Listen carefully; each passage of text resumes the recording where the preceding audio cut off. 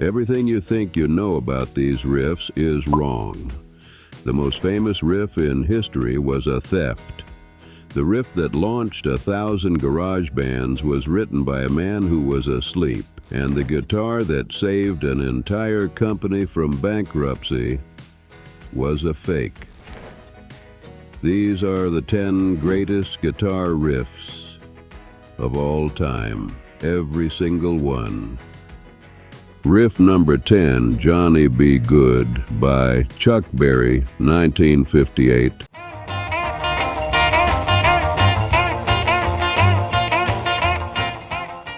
Number 10, and it starts with a heist. Chuck Berry walked into Chess Records in 1958. He had a hollow-body Gibson ES350T, a cranked Fender Bassman amp, and an opening lick that sounded like lightning hitting a telephone pole.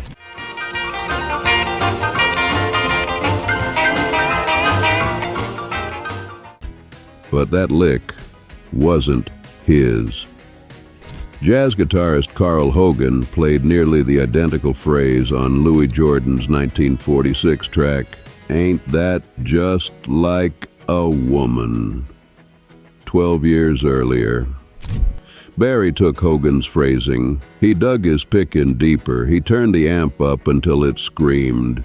He disguised a jazz lick as the birth of rock and roll. Many people coming from miles around to hear you play your music when the sun go down. That's not influence, that's a musical heist. Riff number 9, I Can't Get No Satisfaction by the Rolling Stones, 1965.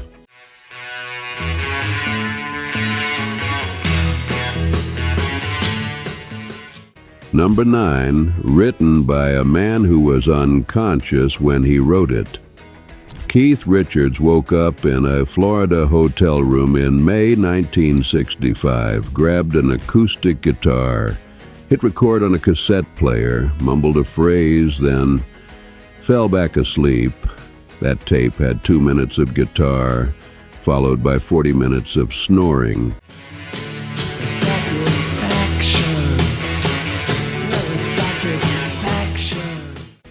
That riff hit a Maestro FZ1 fuzz tone, the world's first mass-market fuzz pedal.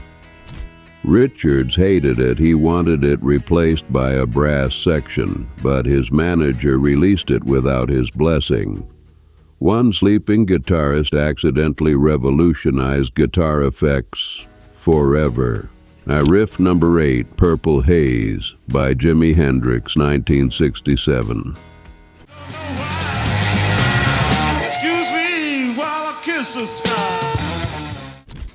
Number 8, forget the acid trip myth. Hendrix wrote this backstage in London, inspired by a science fiction story about a purple atmospheric phenomenon. The harmonic core is 2 notes in a fist fight inside the chord, a major third and minor third crammed together, pulling in opposite directions. It's inherently unstable. It sounds wrong, which is exactly why it sounds so right.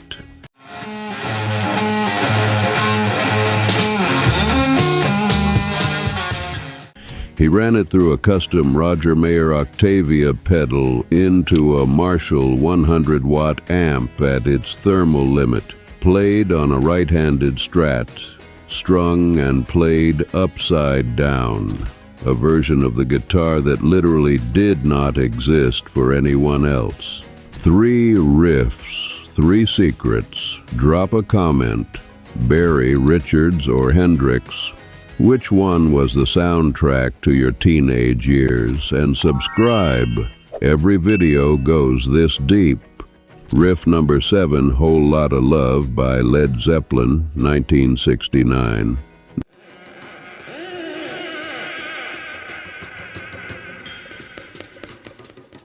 Number 7, and the amp you think Page used? Wrong.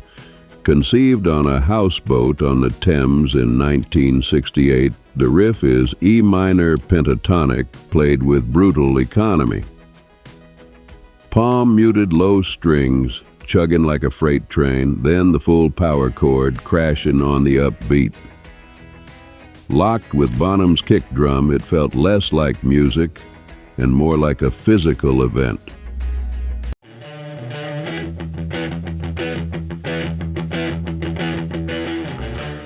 The studio recording didn't use Marshall stacks.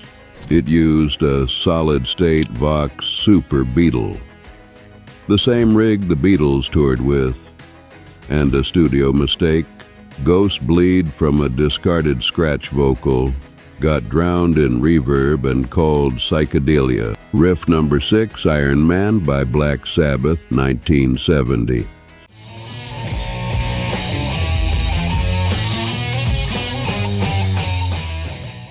Number 6, the heaviest riff on this list, Born from Physical Pain. Tony Iommi lost the tips of 2 fretting fingers in a factory accident. He fashioned homemade prosthetic fingertips from melted plastic. He retuned to C-sharp just to make playing survivable. That downtuning created a tone so low and grinding, it sounded like the earth itself complaining.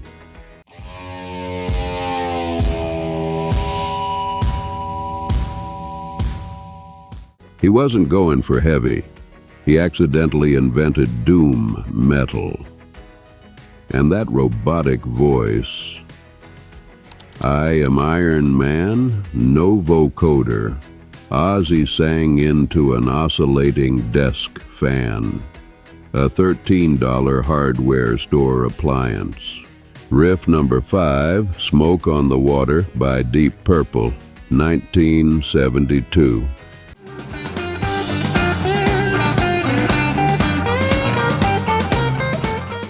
Number 5, if you learned this on your first guitar, you learned it wrong.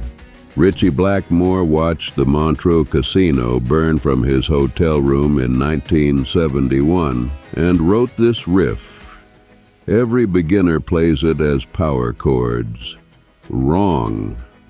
Blackmore played it in parallel fourths, and he didn't use a pick. He snapped the strings with his thumb and index finger. No plastic plectrum can replicate that attack.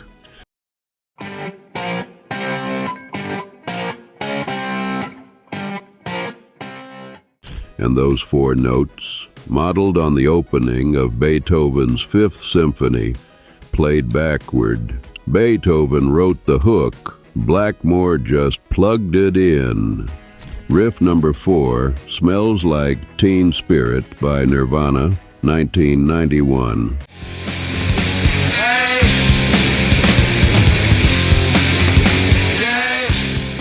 Number 4, Kurt Cobain admitted it. The riff was a deliberate attempt to copy the Pixies. The title came from a friend spray painting Kurt Smells Like Teen Spirit on his wall, a cheap deodorant brand. Cobain had no idea. He thought it was revolutionary.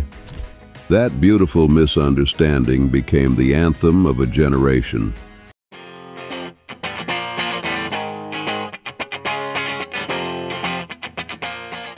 The riff is 4 power chords driven by a relentless strumming pendulum, a rhythm machine with chord, changes attached, and buried deep beneath the chorus.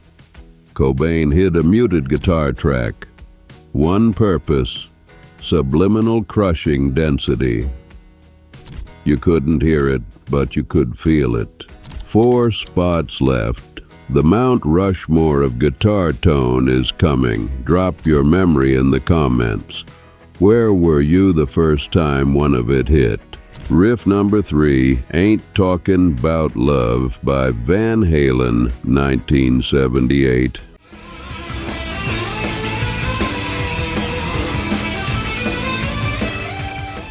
Number 3. Van Halen didn't just play differently, he rebuilt the instrument. The Brown sound was a pure accident. He bought a UK market Marshall amp wired for 220 volts and plugged it into a US 110 volt outlet. The amp ran at half voltage. The tube saturated early. Warm, compressed singing distortion without ear-splitting volume. An amp being gently throttled instead of wide-open floored.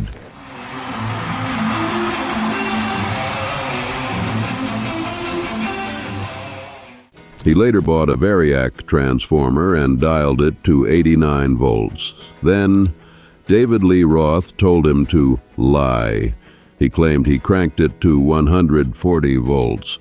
Guitarists across America melted their Marshalls trying to copy it. The secret stayed secret. Riff number 2, Comfortably Numb, by Pink Floyd, 1979.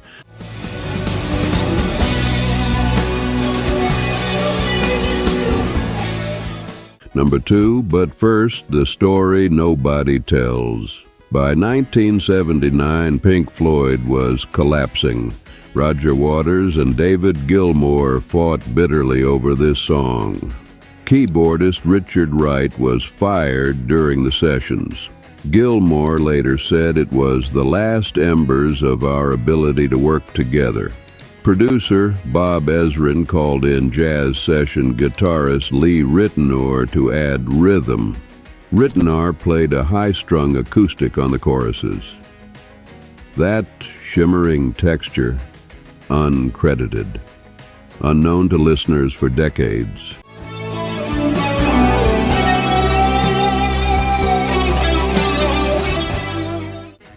Gilmour's tone secret wasn't a pedal, it was string action, unusually high, giving strings the physical space to breathe through massive bends.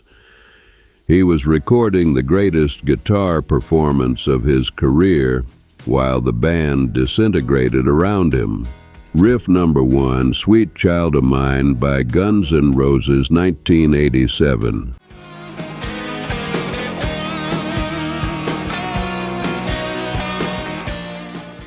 Number 1, the riff that saved a company on a guitar that company did not make. The warm-up exercise myth / killed it himself. He was deliberately composing a melody, note by note.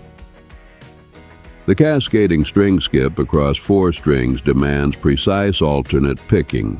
Players who shortcut it with a bar chord turn it to mud.